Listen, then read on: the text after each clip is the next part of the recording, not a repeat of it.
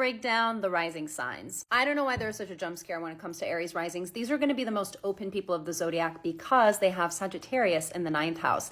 And the ninth house is the house of life experience, which means Aries risings learn best through trial and error. Too many precautions compete with their nature. They prefer consequences over what ifs. Having Sagittarius in the ninth house means that this Aries baby wants wisdom, but wisdom is not gained in pretty ways. Mistakes must be had, risks must be taken, growing pains must occur. Aries risings are easily bamboozled. They're like, I didn't sign up for this, but didn't you though? Because you've fucked around and you found out, right? Sag ninth house means that Aries risings are gonna close their ears to all but who inspire them. Don't give Aries rising any advice unless you've got the life experience to back yourself up. Aries is mischaracterized as stubborn, but they're not stubborn necessarily.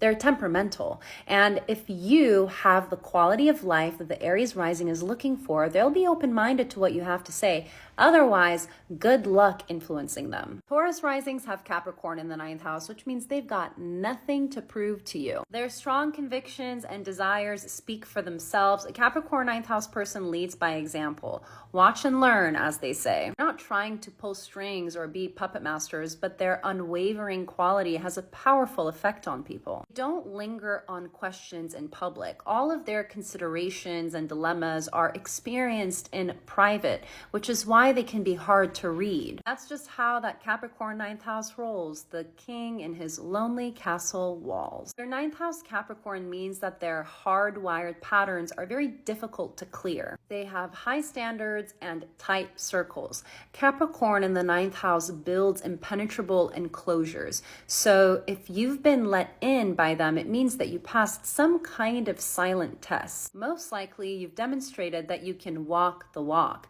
However, this exclusive nature can make the walls close in on Taurus rising and prevent them from expanding and growing in much needed ways. Gemini rising has Aquarius in the ninth house, which means they strive to be different and are drawn by what is unconventional. Aquariuses aren't necessarily revolutionaries, but they are stubborn ideologists. They will always make you do a double take and teach you something that you would have never gone out of your own way to learn. Aquarius is independent but really involved, and the ninth house represents your perspective and life philosophy, which means that Gemini risings have a lot of opinions, but don't necessarily need anyone to agree with them. They're going to be a mouthpiece for the culture, and that's why Gemini risings have a lot of controversy surrounding them. Gemini risings' worst nightmare is to miss out because it gives them nothing to report on. Aquarius represents our social circle, and the ninth house can indicate that we surround ourselves with very intelligent people. They challenge conventions and twist the plot and keep things interesting. Cancer risings have Pisces in the ninth house, which means they are very idealistic and hold everyone to the same standards. They have good faith and can't wrap their mind around why bad people do bad things or why anyone would ever hurt them. This is the placement of naivete. Pisces is an emotional dreamer, and the ninth house rules your moral framework and belief system. Everything that Cancer believes in is motivated by feeling, by nostalgia, not by logic. It can be really easy to offend them. Pisces represents the underdogs of the world, so Cancer builds a strong moral identity around defending the defenseless. This Pisces influence gives Cancer very little armor, so if an idea sounds good, Cancer will run with it and hope for the best. Disappointments can be crushing with this placement, but their Taurus 11th house gives them a very strong vetting system. Leo rising has Aries in the ninth house, which means these folks have little patience for paradoxes. Their number one priority is to feel good and be the masters of their own experience. So they're going to put off the obvious in favor of life's little joys. They are the kind of people who have a lot of sudden realizations and light bulb moments. Aries is very sudden energy, and the ninth house deals with our ideas. They're not gonna sit in a library and read a textbook to figure it out. They're gonna live their life and see if the answer reveals itself. Leading with your instincts can be a blessing and a curse. On one hand, outside matters are pretty clear. You don't need to think too hard about what something means. However, every now and then, you're going to make the wrong turn, and things are going to get away from you, and you're going to get irritable.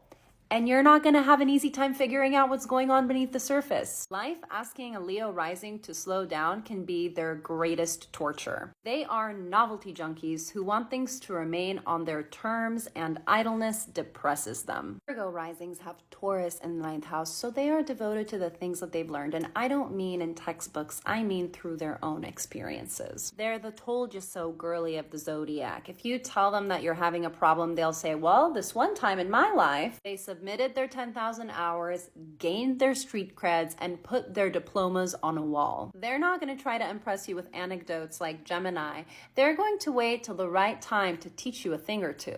Virgo plays the long game with the information they've collected, and they won't let a good idea go to waste. So if they have to sit on something, they'll sit on something. They are desperate for a sounding board, but somehow find themselves relying only on themselves. Taurus is stable, so Virgo rising won't be much of a devil's advocate. It's too messy and complicated. The 9th house is all about rules, so a Virgo rising will play nice as long as there's no bullshit. However, they do have Scorpio in their 3rd house, which gives them a really good poker face if they're caught red-handed. 9th house deals with ideas, and Taurus is all about protection. So Virgo creates an intellectual closed circuit that makes it difficult for them to admit to their blind spots. The 9th house rules education, travel, and mental expansion, and I am literally so excited to announce that I have been given the opportunity to host an astrology retreat abroad. So I will be talking about natal charts and transit reports and teaching you guys how to govern yourself based on your astrology,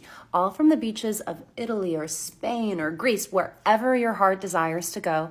I have included a survey in my bio to get an idea of whether y'all will be interested in something like this. I cannot wait. Mwah.